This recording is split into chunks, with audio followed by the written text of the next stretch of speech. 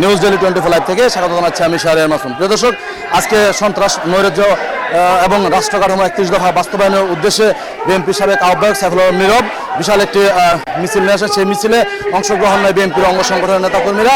আজকে এখন আমরা শুনতে চাইব হাতিঝিল থানার আহ্বায়ক নাজমুল হক মাসুম, ওনার কাছে আজকে এই যে মিছিলটার উদ্দেশ্যটা কি?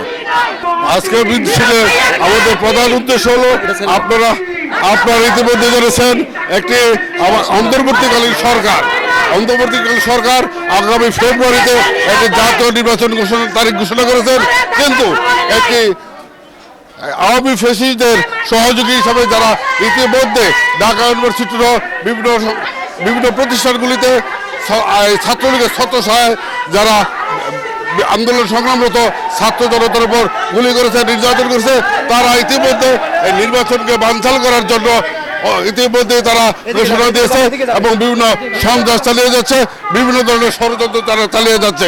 এই নৈরাজ্য এবং সন্ত্রাসের প্রতিবাদে আমাদের আজকের বিক্ষোভ মিছিল।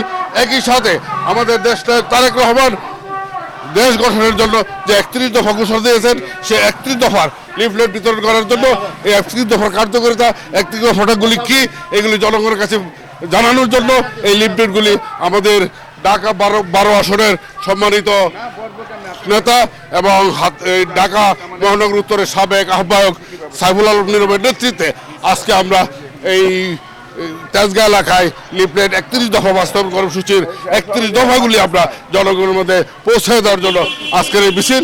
একই সাথে যাতে এই দেশে সুস্থ একটা নির্বাচন হতে পারে, এই নৈরাজ, এই সন্ত্রাস যারা করতে না পারে তাদের বিরুদ্ধে হুঁশিয়ারি উচ্চারণ করার জন্য আজকে আমাদের এই বিক্ষোভ ও প্রতিবাদ মিছিল।